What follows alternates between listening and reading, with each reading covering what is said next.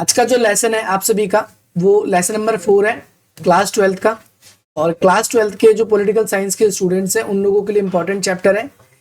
इससे आप सभी के एग्जाम में लॉन्ग क्वेश्चन बनेगा और लॉन्ग क्वेश्चन के साथ साथ कई सारी ऑर्गेनाइजेशंस भी है जो आपको अंतर्राष्ट्रीय संगठन या इंटरनेशनल ऑर्गेनाइजेशन में पढ़नी है। तो ये एक इम्पॉर्टेंट चैप्टर है। सबसे पहले हम ये डिस्कस करेंगे अंतर्राष्ट्रीय संगठन कहते किसको है।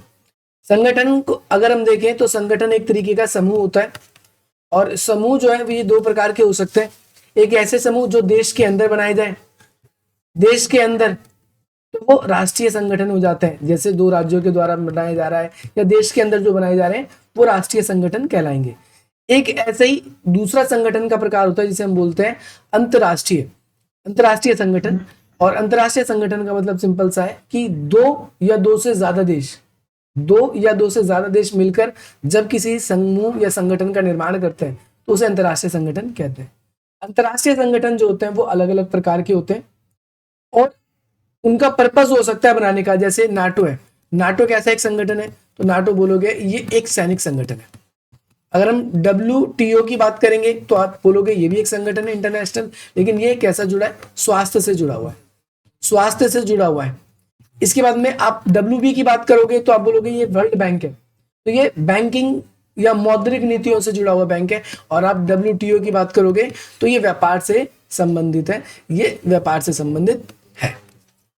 चार तरह के संगठन देख लिए, कुछ सैनिक संगठन हो सकते हैं, कुछ स्वास्थ्य हो सकते हैं और कुछ ऐसे हो सकते हैं जो व्यापार से संबंधित है जैसे WTO, और कुछ मौद्रिक या बैंकिंग नीति से संबंधित है जैसे हमने WB देखा। तो संगठन किस प्रकार का बनेगा ये हमारी आवश्यकता पर निर्भर करता है। हमें जैसी आवश्यकता होती है हम उस प्रकार के संगठन बनाते हैं।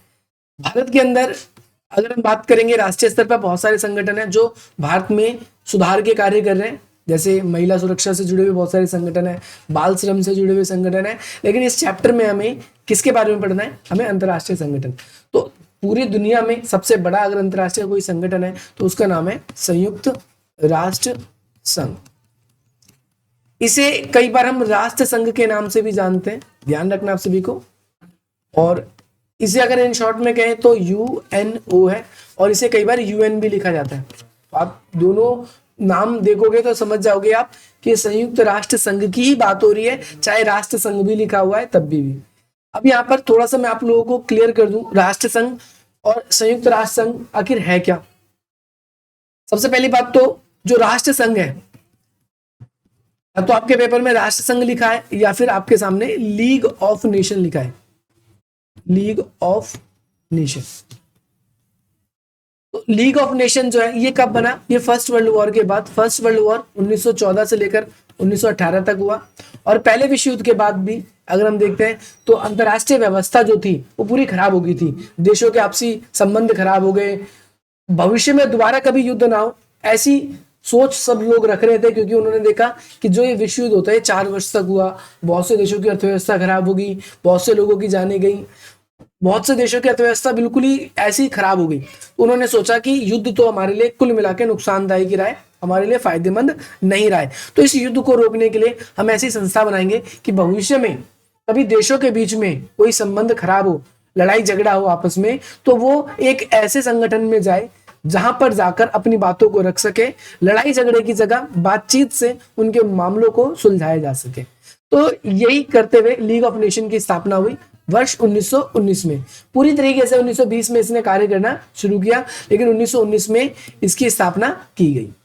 अब 1919 में जब इसकी स्थापना की गई तो इसको बनाने का मेन उद्देश्य या मूल उद्देश्य जो था वो ये था कि भाई भविष्य में दोबारा युद्ध ना हो। लेकिन परंतु हम देखते हैं कि 1939 से लेकर 1945 तक सेकेंड वर्ल्ड वॉर भी हो जाता है।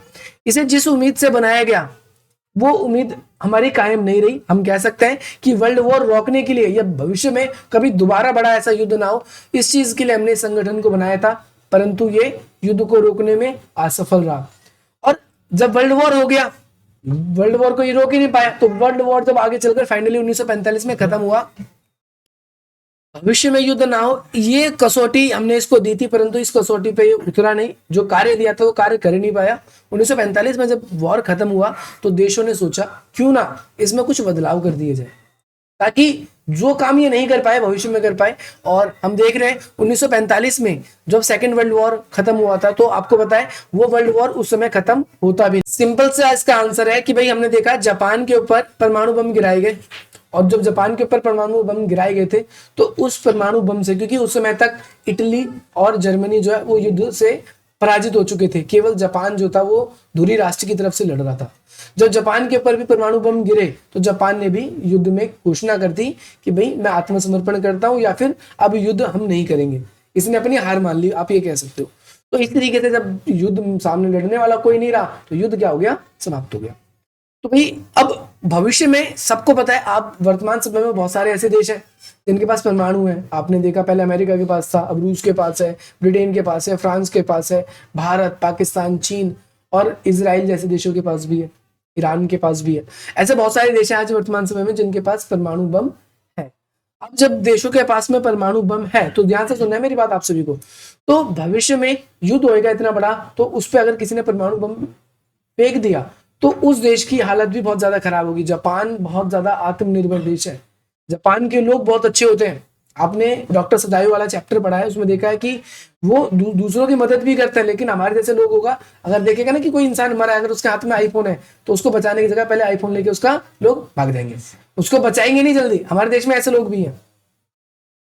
तो हमारे देश के अंदर या और देशों के अंदर उस परमाणु बम को झेलने की क्षमता इतनी नहीं है भविष्य में, इसीलिए इतना बड़ा युद्ध नहीं हुआ। परंतु हम बात किसकी कर रहे हैं, अंतरराष्ट्रीय संगठन की बात कर रहे हैं, तो हम बात केवल इसी की भलाई या फिर इसी को ही प्रमोट करेंगे। हम कहेंगे कि भविष्य में आज तक यूएनओ की वजह से कोई बड़ा युद्ध नहीं हुआ, लेकिन इसकी एक बहुत बड़ी कमी आपको भी पता है। अभी रिसेंटली हाल ही के सालों में देख रहे हो यूक्रेन और रूस का वॉर चल रहा है, और यूएनओ ने कितनी बारी मना किया रूस को कि आप हमला मत करो, आप हमला मत करो, हम प्रतिबंध लगाएंगे, हम ये करेंगे वो करेंगे। रूस ने हमला किया, पूरा देश तबाह कर चुका है। लेकिन हालांकि अभी तक जीत तो उसको पूरी तरीके से मिली नहीं है, लेकिन तब भी यूएनओ कुछ कर पाया, नहीं कर पा रहा है। वो तो क्या कहते हैं, रूस जो है उसके पास परमाणु बम है, इस वजह से कोई दूसरा देश उस पर हमला नहीं कर रहा, क्योंकि पता है कि रूस उस पर परमाणु छोड़ देगा सीधा। और बेमतलब में दूसरे के चक्कर में हम अपने देश का नुकसान कर बैठेंगे, इसीलिए कोई दूसरे देश भी उस लड़ाई में कूद नहीं रहे, बस यूक्रेन को हथियारों से क्या कर रहे हैं, वो मदद करते जा रहे हैं। तो यहाँ पर आप एक बात ये समझ पा रहे हो कि अंतरराष्ट्रीय संगठन जो है अंतरराष्ट्रीय स्तर पर भूमिका निभाते हैं, कई तरीके की भूमिका निभाते हैं। अंतरराष्ट्रीय स्तर पर जैसे शांति स्थापित करने में अपनी भूमिका निभाते हैं। अंतरराष्ट्रीय स्तर पर देशों के बीच में कोई संधियां होती है तो वो संधियां करवाने में मदद करते हैं। अंतरराष्ट्रीय स्तर पर मानवाधिकारों की रक्षा करते हैं। पर्यावरण से जुड़े हुए मामले जो है उन सब पर डिस्कशन चलता है। तो 6 नंबर का क्वेश्चन आपसे पेपर में पूछा जाएगा, अंतरराष्ट्रीय संगठन से आप क्या समझते हो और अंतरराष्ट्रीय संगठन की हमें क्यों आवश्यकता है। अंतरराष्ट्रीय संगठन जो है इसकी आवश्यकता क्यों है, तो इसके कई सारे पॉइंट है। सबसे पहले विवादों को निपटारा करने के लिए अंतरराष्ट्रीय स्तर पर कई बार देशों के बीच में, जैसे कि हमने भी थोड़ी देर पहले भी पढ़ा कि देशों के बीच में कई मुद्दों को लेकर मतभेद हो जाते हैं। बॉर्डर को लेकर कोई डिस्प्यूट हो सकता है, विवाद हो सकता है, जैसे कि भारत चीन के बीच में चलता है, और भी देशों के बीच में अलग अलग मुद्दों को लेकर, जल बंटवारे को लेकर हो सकता है। जैसे आपको पता है सिंधु नदी का जो जल है वो पाकिस्तान सिंधु नदी का जल जो है पाकिस्तान जाता है, ब्रह्मपुत्र नदी जो है उसका जल चीन से भारत के अंदर आता है। कल को अगर ब्रह्मपुत्र नदी पर क्या कर दिया जाए, चीन के द्वारा बहुत बड़ा बांध बना दिया जाए और जल रोक दिया जाए, भारत की तरफ जल ना है, तो भारत और उसके बीच में बहुत ज्यादा खराब संबंध हो जाएंगे। ऐसा हो सकता है कभी युद्ध हो जाए। हम ऐसे अगर पाकिस्तान के साथ कर दें, सिंधु नदी का जल अगर रोक दें तो युद्ध जैसी स्थिति हो सकती है। तो अंतरराष्ट्रीय स्तर पर जितने भी विवाद होते हैं उन विवादों को शांतिपूर्ण तरीके से समाधान करने के लिए हम कह सकते हैं अंतरराष्ट्रीय संगठन की हमें आवश्यकता पड़ती है। विश्व के आर्थिक विकास में सहयोग के लिए आपको पता है अंतरराष्ट्रीय संगठन यानी यूएनओ की बात करें, यहाँ पर बड़ी संगठन क्या है, हमें हमारे लिए यूएनओ है। लेकिन मैंने बताया अंतरराष्ट्रीय संगठन जो है अलग अलग तरीके के होते हैं।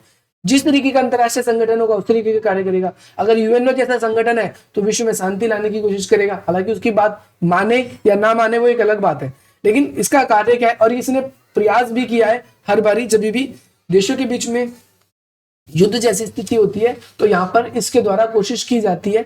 रूस और यूक्रेन में भी ऐसा हुआ था, जब वॉर चल रहा था तो इसने प्रयास किए, बात नहीं मानी गई इसकी, वो बात अलग है, लेकिन इसने प्रयास किए। इसके बाद में विश्व के आर्थिक विकास के लिए से अंतरराष्ट्रीय संगठन अलग तरीके के होते हैं। जैसे WTO संगठन है जो उसके अंदर जुड़ा हुआ है, आपने देखा भारत भी इसका मेंबर है, चीन भी इसका मेंबर है, तो ये बेसिकली करेगा क्या, आर्थिक विकास में क्या करेगा, सहायता पहुंचाएगा। आर्थिक विकास में क्या करेगा, सहायता पहुंचाएगा ऐसे संगठन। अंतरराष्ट्रीय सहयोग को बढ़ावा मिलता है, आप सबको पता है, जैसे हमने आसियान के बारे में पढ़ा, हमने ईयू के बारे में पढ़ा, तो उसमें क्या हो रखा है, एफटीए हो रखा है। एफटीए क्या होता है, तो फ्री ट्रेड एग्रीमेंट। आपने एसए यानी साउथ एशिया में देखा है, तो इसे साफ्टा पढ़ देते हो आप, south Asian free trade agreement पढ़ देते हो। ऐसे ही आपने आसियान के अंदर भी इसको पढ़ा है कि फ्री ट्रेड एग्रीमेंट कई देशों ने कर रखा है। तो इससे क्या होता है कि अंतरराष्ट्रीय व्यापारों को भी बढ़ावा मिलता है अंतरराष्ट्रीय संगठन के तहत। हम ये कह सकते हैं युद्ध को रोकने में सहायता मिलती है, मानव अधिकारों की रक्षा होती है, अंतरराष्ट्रीय आतंकवाद जैसे जो गंभीर मुद्दे हैं उन मुद्दों में लड़ने में, उन मुद्दों से निपटने में हमारी सहायता होती है। तो ऐसे बहुत सारे मुद्दे हैं जिसमें ये हमें क्या करता है, हेल्प करता है।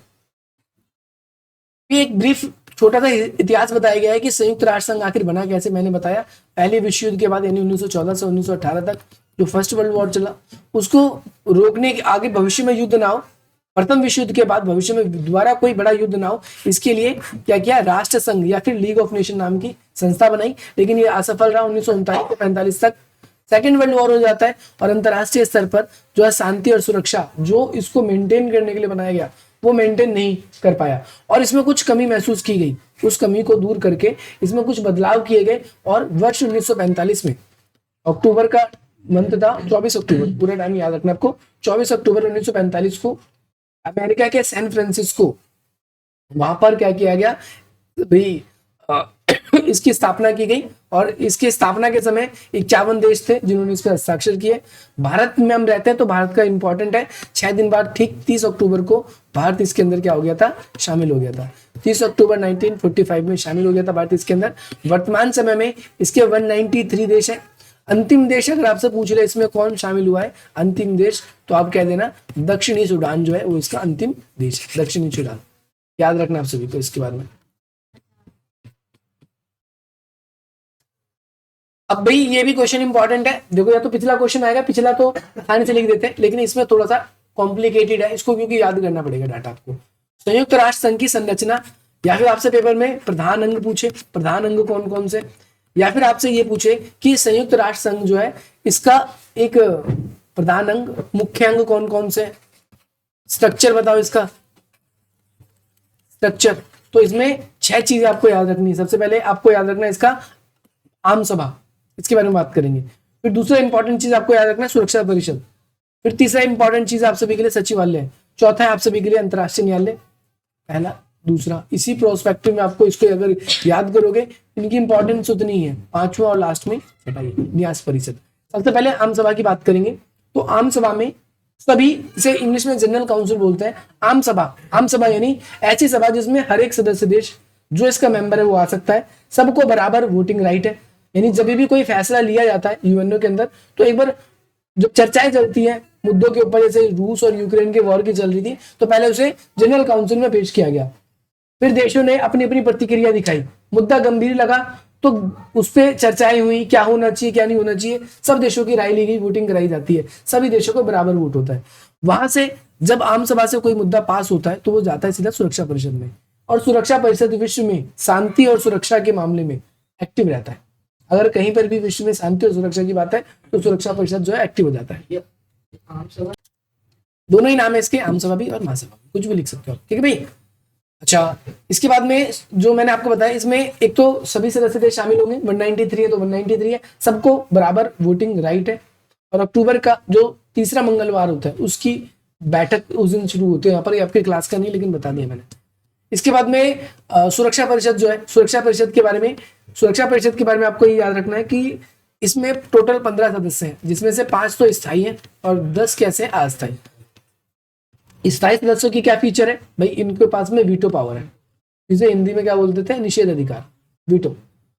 और निषेध अधिकार जो है इसका मतलब ये है कि कभी भी अगर कोई सुरक्षा परिषद के अंदर कोई फैसला लिया जा रहा है तो अगर कोई एक देश भी अपनी वीटो लगा देता है तो इसका मतलब ये है, वीटो लगाने का मतलब ये है कि वो आपके फैसले से खुश नहीं है, इसीलिए उसने अपना विशेष अधिकार वीटो को प्रयोग किया है और वो फैसला नहीं लिया जाएगा। कुल मिलाकर सबसे ज्यादा बार वीटो का उपयोग किसने किया है, तो रूस ने किया है, याद रखना आप सभी को, सबसे ज्यादा बार। और 10 जो सदस्य आएंगे, इन 10 सदस्यों का चुनाव 2 वर्षों के लिए आम सभा के द्वारा किया जाता है, और लास्ट में उसे अपॉइंट करने की बात जब आती है तो उसमें राय ली जाती है सुरक्षा परिषद की भी, यानी जो परमानेंट मेंबर है उनकी भी राय ली जाती है।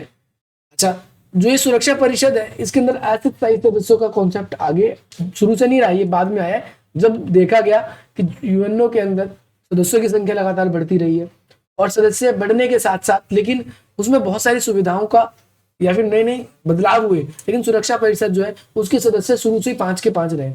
तो इस मांग को बढ़ाया, बहुत ज्यादा डिमांड किया जा रहा था कि भाई इसके सदस्यों की संख्या भी क्या किया जाए, बढ़ाया जाए, और सदस्यों की संख्या बढ़ाने की वजह से ही इसके 10 सदस्यों को 2 वर्षों के लिए चुना जाता है। याद रखना आप सभी को, 2 वर्षों के लिए चुना जाता है। इसके बाद में तीसरा इंपॉर्टेंट आप सभी के लिए सचिवालय।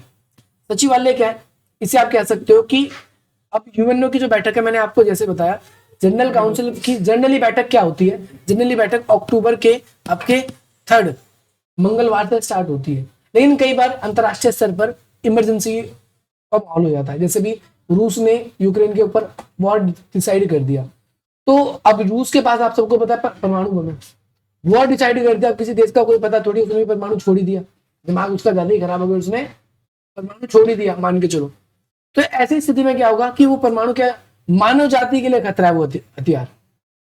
वॉर जो है वो क्यों हो रहा है, एक देश की सरकार दूसरे देश की सरकार से लड़ रही है, उसकी वजह से देश को लड़ना पड़ रहा है, लेकिन यहां पर पब्लिक जो है, आम पब्लिक, उसका तो कोई रोल नहीं युद्ध के अंदर। आम बच्चे, जो छोटे छोटे बच्चे हैं बिलखते हुए, खेलते हुए, रहते हुए, उन बच्चों का क्या दोष, जब परमाणु बम गिरेगा तो उनको भी नुकसान पहुंचेगा। ऐसी महिलाएं जो वॉर में नहीं जा रही उनको भी नुकसान पहुंचेगा, उनका क्या दोष है भाई, सरकार की लड़ाई है, वो थोड़ी युद्ध में लड़ने के लिए जा रही है, लेकिन जब ऐसा बम गिराया जाएगा तो उनको भी नुकसान पहुंचेगा। तो ऐसे समय में कभी भी 2 देशों के बीच में अगर वॉर होता है तो जनरल काउंसिल जो है आपके क्या कहते हैं, जनरल काउंसिल जो आम सभा या महासभा जिसे आप बोलते हो, वो एक्टिव हो जाती है, वो काम करना शुरू कर देती है, उसकी बैठकें शुरू हो जाती है। इमरजेंसी बैठक किसकी बुलाई जा सकती है, सचिवालय उसका रोजमर्रा का काम करता है, एक जनरल स्टाफ है, और ध्यान रखना है इसका एक सेक्रेटरीट होता है जिसे हम महासचिव बोलते हैं। वर्तमान समय में इसका महासचिव कौन है, आप लोगों को याद रखना है, एंटोनियो गुटेरेस। किस देश का है, पुर्तगाल का। किस पद पे पहले काम कर चुका है यूएनओ के, तो आपको पता होना चाहिए, जो UNHCR, और एक है आपका UNHCR। एक तो रिफ्यूजीज का है, तो रिफ्यूजी वाला जो है ना ग्रुप, उसके अंदर ये काम कर चुका है, ध्यान रखना आप सभी को। एक रिफ्यूजी वाला संगठन है यूएनओ का, उसका वो अध्यक्ष रह चुका है। इसके अलावा जो पुर्तगाल है, पुर्तगाल का ही पीएम भी रह चुका है। तो आपको वैसे भी याद रखना है, आपसे पूछा भी जा सकता है कि वर्तमान समय के जो एंटोनियो गुटेरेस है वो किस देश से संबंधित है, किस पद पे नहीं रहे हैं वो, इसके बारे में बताइए, तो ऐसे भी पूछ सकता है, आप याद रखेंगे। जो इसके सचिव महासचिव होते हैं 2 बार चुने जाते हैं, 2 बार से ज्यादा नहीं चुने जा सकते, ये भी ध्यान रखना है, मैक्सिमम 2 ही बार चुने जा सकते हैं, और ऐसे बहुत रहे हैं जो 2 बार से ज्यादा 2 बार तक चुने गए, जैसे आपके कोफी अन्नान है, बान की मून है, और आप सभी का ट्राई एंड ली है। इनके तीनों के बारे में याद रखना है। इससे पिछले कौन थे, सबसे पहले ट्राई एंड ली है, तो ये याद रखना है आपको इनके महासचिव के बारे में।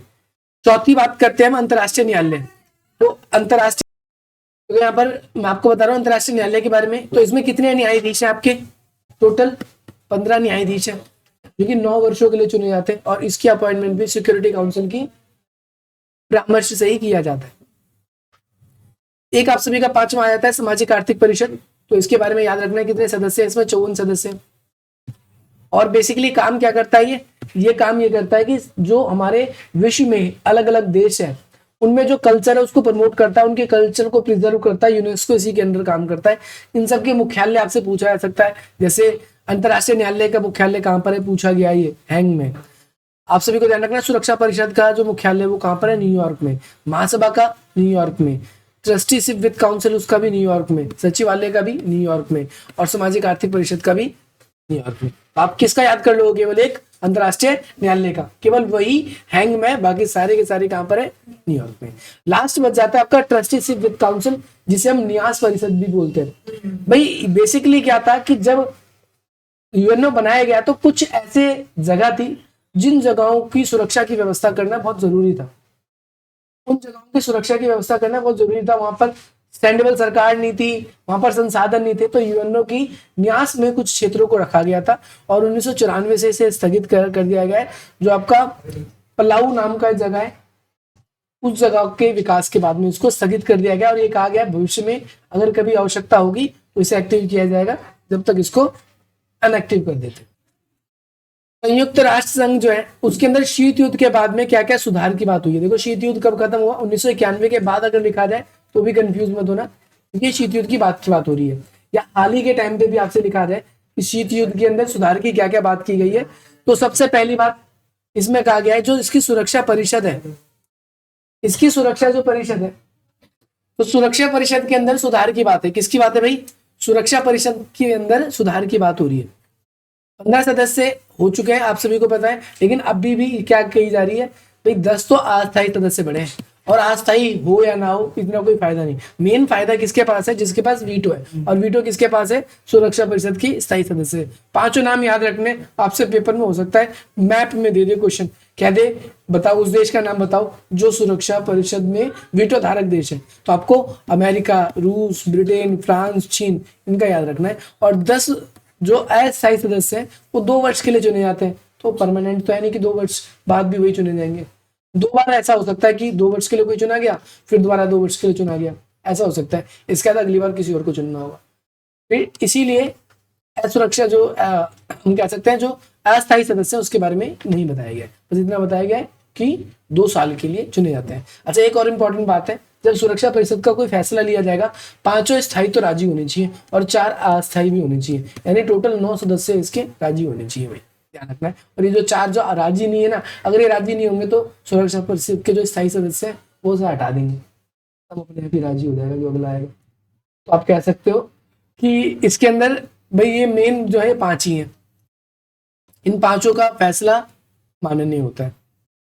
अच्छा, अभी जो यूक्रेन का वॉर वाला था, क्योंकि आपको देखो कि इसमें रूस जो था ना, रूस खुद ही वीटो धारक था, रूस वीटो लगा देता हर बारी, रूस हर बार क्या कर देता था, वीटो लगा देता था, इसीलिए कोई फैसला नहीं हुआ। रूस की जगह कोई और होता ना तो अभी एक विश्व युद्ध शुरू हो चुका हो। तो अभी तक मैं आप लोगों को बता दूं कि रूस खुद ही वीटो धारक है, क्योंकि आपने देखा था इराक पे जब 1990 में जब उस पर इराक पे हमला किया गया था, लगभग 1990 के समथिंग में, तो 40 देशों की मिलीजुली सेना ने हमला किया था उसके ऊपर। उसके बाद में भी हमला हुआ, तो आपको मैं ऑपरेशन पढ़ाऊंगा ऐसा कि मैंने बताया तो उसमें बताऊंगा। तो यूएनओ ने फैसला भी लिया था, तो यूएनओ फैसला लेता भी, ऐसा नहीं कि नहीं लेता, लेकिन वीटो जो था रूस के पास था, इसीलिए वो बेचारा कुछ कर नहीं पाया।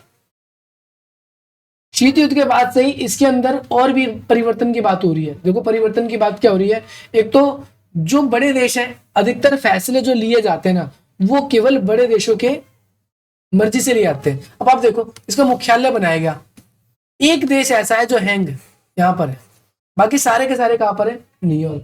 क्यों, बाकी देशों में मुख्यालय नहीं बन सकते थे, बन सकते थे, परंतु आप कह सकते हो अमेरिका का वर्चस्व था, विकसित देशों का वर्चस्व था, और उन्होंने क्या किया, अपनी तरफ ही इन सारी चीजों को फॉर्मेट करवाया, इन सब चीजों को बनवाया।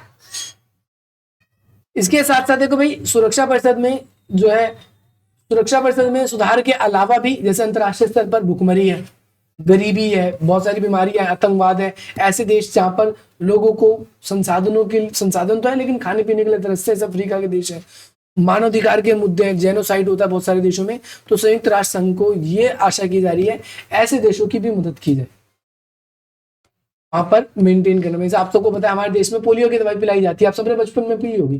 पोलियो की दवाई में हमें हेल्प कौन करता है, विश्व में आज भी हमारे देश में WTO हेल्प करता है, आपको पता है, WTO आज भी WTO के कार्यक्रम के थ्रू ही हमें पोलियो की दवाई पिलाई जाती है। कभी भी पोलियो का आप बैनर देखोगे येलो कलर का होता है, तो उसमें अलग अलग सरकारों का, हमारी सरकारों का तो कहीं ना कहीं सिंबल होगा उसमें, अब WTO का भी सिंबल देखो मिल जाएगा सभी को। एंटोनियो गुटेरेस वर्तमान समय के महासचिव में, मैंने आपको बता दिया। भारत और संयुक्त राष्ट्र संघ, एक ये भी इंपॉर्टेंट क्वेश्चन है, क्वेश्चन सिंपल सा बनेगा। देखो संयुक्त राष्ट्र संघ के अंदर जब कॉफी अन्नान इसके महासचिव थे ना, तो इन्होंने इनके राज में ही, या फिर कह सकते हो जब ये महासचिव थे उनके समय में ही ये डिमांड उठने लगी बहुत ज्यादा कि भाई सुरक्षा परिषद के सदस्यों की संख्या बढ़ाई जाए। तो इन्होंने क्या किया, इन्होंने एक कमीशन बनाया था, उस कमीशन को ये काम दिया गया आप चेक करो सच में सुरक्षा परिषद में कुछ सुधार होना चाहिए या नहीं होना चाहिए।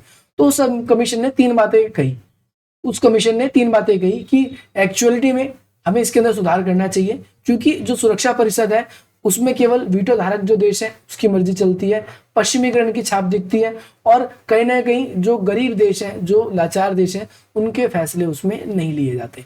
इसीलिए इसमें कहा गया कि कुछ बदलाव किए जाने चाहिए। और संयुक्त राष्ट्र संघ में फिर ये कहा गया कि ठीक है, संयुक्त राष्ट्र संघ में हम इसकी सुरक्षा परिषद जो है ना, उसकी सदस्यों की संख्या बढ़ा देंगे, लेकिन उसके लिए कुछ दायरा है। जैसे वो एक अधिक जनसंख्या वाला देश होना चाहिए, वो बन सकता है। कुछ इसने कहा कि ये क्राइटेरिया है, जो भी देश इन सभी क्राइटेरिया पे फुलफिल करेगा तो उसको सदस्य बना दिया जाएगा। दूसरा, उस देश में लोकतंत्र होना चाहिए, मानवाधिकारों का सम्मान होना चाहिए। तीसरी बात, तेजी से उभरती हुई अर्थव्यवस्था होनी चाहिए। चौथी बात, संयुक्त राष्ट्र संघ के बजट में योगदान करता हो और विश्व में शांति स्थान देने में उसका योगदान हो। ये 5 बातें होनी चाहिए। लेकिन क्वेश्चन हमसे एक तो ये बनेगा कि भाई संयुक्त राष्ट्र संघ के स्थायी सदस्य बनने के लिए किसी देश के लिए क्या मानदंड सुझाए गए, तो आपको ये सारी की सारी बतानी होगी। लेकिन आपसे ये भी पूछा जा सकता है, भारत के नागरिक होने के नाते आप सुरक्षा परिषद में स्थायी सदस्य पाने के लिए भारत की दावेदारी कैसे प्रस्तुत करेंगे? तो भारत एक बड़ी जनसंख्या वाला देश है, हम कह सकते हैं। दूसरा, भारत में लोकतंत्र है, मानवाधिकारों का सम्मान होता है। तीसरी बात, तेजी से उभरती हुई अर्थव्यवस्था में से एक है। चौथी बात कि भाई भारत जो है संयुक्त राष्ट्र संघ के बजट में योगदान देता है, हालांकि कम देता है। अगर भारत को भी स्थायी सदस्य बना दे तो भारत भी इसमें अपना योगदान देना शुरू कर देगा, ज्यादा कर देगा और बढ़ा देगा। कहने का मतलब है विश्व में शांति स्थापित करने की हमेशा बात करता है। जब यूक्रेन और रशिया का भी वॉर चल रहा था रिसेंटली, तो भारत सरकार ने या मोदी की तरफ से भी शांति प्रस्ताव वहां पर लेकर गया था कि आप युद्ध मत करो। आगे मेरी बात समझ में कि नहीं आई?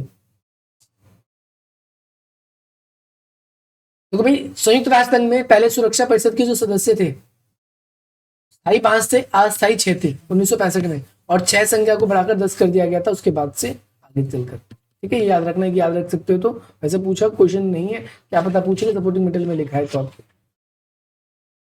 अब आप तो कोई पूछा मैं संयुक्त राष्ट्र संघ की जरूरत है भी या नहीं है, तो जरूरत है भाई, जरूरत है। क्यों जरूरत है? क्योंकि अंतरराष्ट्रीय फैसले लेने में विकसित देशों का इंपॉर्टेंट रोल आज भी है। क्योंकि अगर संयुक्त राष्ट्र संघ नहीं होगा या सुरक्षा परिषद नहीं होगा, तो जितने भी बड़े बड़े फैसले लिए जाते हैं एग्जैक्टली आज वर्तमान समय में, तो अगर ये बड़ी देश अपना हाथ मोड़ लेंगे तो वो संगठन चल ही नहीं पाएंगे। जैसे अमेरिका है, वो 22% योगदान देता है अकेला अपना, तो भाई उसके फैसले, सीधी सी बात है, अगर तुम पार्टी करने जा रहे हो और 100 रुपए का बजट बनाया तुमने, इस 100 रुपए में से 22 रुपए कोई अकेला व्यक्ति दे रहा है और बाकी के 192 देश मिलकर आपके 78% दे रहे हैं। अब दूसरे नंबर पे बताऊं, देखो अगर ऊपर के 10 देश देख लेना तो आधे से ज्यादा तो यही कंट्रीब्यूट करते हैं। दूसरे नंबर पर जापान करता है, आपने कल की क्लास में पढ़ा था, जापान देता है दूसरे नंबर पे, फिर आपका चीन देता है, फिर रूस देता है, फिर जर्मनी, ऐसे देश योगदान अपने अपना योगदान देते हैं। तो भारत जैसा देश जो 0 पॉइंट कुछ परसेंट देता है, 1% भी पूरा नहीं देता, तो उसका फैसला कहाँ मान्य नहीं होगा? सीधी सी बात है, कल को भारत की बात मानेंगे भी और इसने कहा भाई मैं इस फैसले से खुश नहीं हूं, मैं 22% जो दान देता था अपनी तरफ से मैं नहीं दूंगा, तो क्या भारत इतना दे देगा? नहीं दे पाएगा। इसीलिए उसके फैसले आज भी माननीय है और होने भी चाहिए। कायदे से बात है भाई, सीधी सी बात है, अगर तुम ज्यादा पैसा खर्चा करोगे तो फैसले तुमसे पूछ के लिए जाएंगे, और ऐसा होता भी है। हम कह सकते हैं कि संयुक्त राष्ट्र संघ के अंदर जो सुरक्षा परिषद है उसके फैसलों में विकसित देशों का प्रभाव दिखता है और होना भी चाहिए, कोई ऐसी दिक्कत नहीं कि नहीं होना चाहिए। दूसरी चीज हम ये भी कह सकते हैं, इसकी सदस्यों की संख्या बढ़ा दो, या फिर जो वीटो है ना, वीटो को जनरल काउंसिल के लिए अलाउ कर दो। जैसे जनरल काउंसिल में 75% लोगों ने कहा तो उस फैसले को मान लो, ताकि ऐसा ना लगे कि कुछ ही लोग जो है उस वीटो का पूरी तरीके से लाभ ले रहे हैं। हम ये कह सकते हैं सलाह के तौर पर आवश्यकता तो है इसकी, क्योंकि देखो जनरल काउंसिल में 193 मेंबर है, अगर इसमें से हम 50 देशों को हटा देना तो बाकी सब भीड़ का हिस्सा है, यानी सारे के सारे वो देश है जो केवल अब उसके अंदर शामिल इसलिए हुए ताकि यूएनओ का लाभ ले सके, उन पर कोई हमला ना करे, और उनके देश में WTO और साथ ही साथ WHO, वर्ल्ड बैंक, IMF, उनके द्वारा कुछ ऐसी पॉलिसी बनवाने में हेल्प की जा सके, इसीलिए बाकी सब देश उसके अंदर शामिल है। तो सुरक्षा परिषद भी जरूरी है, होना चाहिए। सुरक्षा परिषद में हम सबको पता है बराबर का प्रतिनिधित्व नहीं मिलता, वास्तव में इसकी नुमाइंदगी नहीं करता और कुछ देशों का ही इसमें फैसला मुख्य होता है, मैंने आपको बता दिया है। भारत की बात करें तो ये 8वीं बार सुरक्षा परिषद का अस्थायी सदस्य चुना गया है, जो कि 2021 से 1 जनवरी 2021 से 31 दिसंबर 2022 तक रहा है। अब फिर से चुना गया था 2022 के बाद में, अब दोबारा इलेक्शन होंगे 2024 में भी पॉसिबल है ये लोग चुने जाए।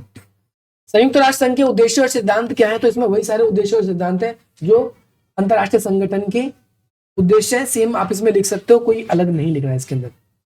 अगला एक ये क्वेश्चन आ सकता है आपके पेपर में, अंतरराष्ट्रीय संगठन की या यूएनओ की एक दुर्बल विश्व में प्रासंगिक बनाने के लिए हम क्या कदम उठा सकते हैं? यानी यूएनओ को अमेरिका के वर्चस्व या फिर आजकल हम कह सकते हैं उसको और अच्छा बनाने में, अमेरिकी वर्चस्व से बचाने में हम क्या कर सकते हैं? सबसे पहली बात तो इसके अंदर हमें एक शांति आयोग की स्थापना करनी है। शांति आयोग का काम ये रहेगा कि विश्व स्तर में कहीं पर भी डिस्प्यूट चल रहे हैं, विवाद चल रहे हैं, युद्ध जैसी स्थिति है तो उसको सुलझाया जा सके। इसीलिए मानवाधिकार परिषद की स्थापना करें, मानवाधिकार परिषद की स्थापना कर सकते हैं जिससे इसे और प्रासंगिक बनाया जा सकता है। इसके अलावा इसके लिए कुछ सहस्त्राब्दी लक्ष्य निर्धारण कर दें। सहस्त्राब्दी लक्ष्य का मतलब, विकास लक्ष्य का मतलब है जैसे अभी चल रहा है 21वीं शताब्दी